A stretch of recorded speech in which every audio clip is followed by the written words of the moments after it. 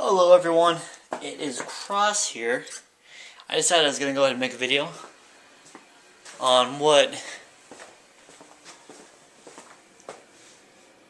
ghosts really are.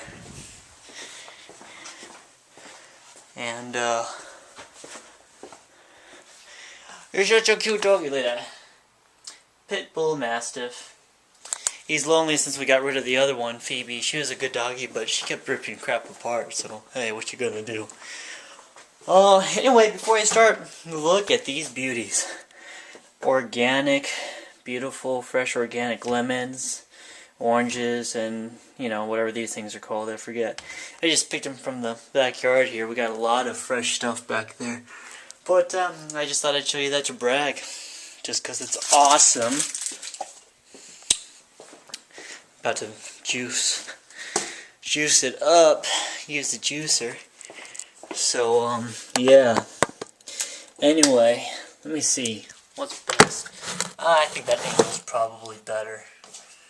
Probably. I don't know, I can't really see what you guys see. But, anyway, so what ghosts really are. Boy, are you guys in for a disappointment. Now, I'm going to be honest with you. I'm going to be truthful with you, or, I don't know, whichever word you want me to use. But, ghosts and all that stuff, everyone wants to believe it's something else, like someone with unfinished business. Ooh. We try to make it sound so interesting and mysterious, like there's some kind of reason or purpose behind, staying behind. Really comes down to this: any reason to believe that the Bible is wrong, any reason to believe that we don't go to heaven or hell, or any reason to have an excuse that purgatory exists and to call that purgatory. And, well, sadly enough, no, there's never been anything really biblically that talks about purgatory either. But, love these organic apples. I love organic stuff over here. But what demons actually are is, well, no, I'll start off with what they aren't. They're not. It's not a leftover energy. It's not anyone who's died and who's stayed here. No, psychics have no way of contacting anyone else who's dead. Once you've passed on, you're completely out of this dimension. Other human beings and human spirit and souls have no way at all of contacting anyone on the other side, because they're just other human energies. There's that line there. Once you cross it, we have no way of communicating at all. Only other entities are capable of communicating through there, which would be angels, demons, and God. That's it. We have no say-so. Once whatever we do here, and once we've done our duties here, or have failed to do our duties, and we've made our decisions whether we go to heaven or hell, that's it. It's over. Game over. Done. Said and spoken. That's it.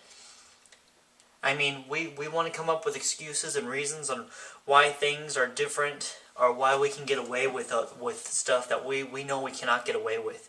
We want to come up with other lies on or anything that we can't come up with in order to comfort ourselves and why we can do things we know we're not supposed to be doing, and not go to hell. But what these so-called ghosts are, sadly enough, they're just demons. Sad but true, I know.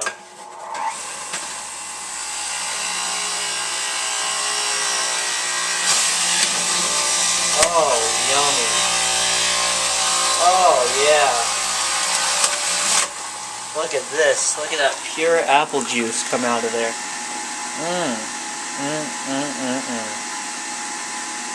Oh yeah. Oh yeah. This is gonna be great. Some apples with some oranges and a lemon or two. It's gonna be fantastic. I'm excited about this. But anyway, that's what it is. You know what? I'm gonna keep this video simple and sweet, because that's really all you need to know. These ghosts are demons, and the reason they do this is as a confusion tactic in order to confuse us so we won't believe in heaven or hell, so we waste our time in believing something that doesn't exist, so we believe the Bible does contradict itself somehow, or that the reality on how things work contradicts what the Bible says. That's why if you run into a ghost and you rebuke it like you rebuke a demon, it gets hurt and takes off. I mean, that's why that happens. That's why when you use something like a Ouija board that's made to contact demons and talk to demons, these ghosts communicate with you through there, because they're demons and it's made to contact demons. I mean, it's pretty obvious why. That's why places of death where demons like to hang out is where people see ghosts. That's why areas where there's been murders or been massacres, where demons like to hang out, where demons have actually manipulated people to do things, that's why there's ghosts there. And demons can also take on another person's form. This right here is actually a theory. I'm not sure if I believe this or not, because it doesn't make too much sense. This comes from Bob Larson. But it's believed that once a demon has lived in a human being so long, like, let's say with lust. Like, lust is really bad with teenagers nowadays, too. Let's say that there's a teenager having sex, and having sex with a lot of different people. That demon is actually living off of that lust, off that sinning, through that guy or girl. If that guy or girl dies somehow, then that demon goes into a state of shock, because that demon grew so close to that human being that that demon has taken on a form of that human being and will relive that death over and over again. And people will go outside and can see that ghost dying in the same way that it had died. Or if that person was a murderer and murdered a lot, then that demon would have taken on that form, and when that person died, it relives that death over and over again. But like I said, that one's just a theory. It doesn't make much sense to me at all, because demons don't have minds or souls. They're something else. So I don't understand how that could happen, since demons don't have physical brains, because usually the physical brains in the flesh is where we have those type of difficulties. But in another sense, we have fleshly desires that are sinful.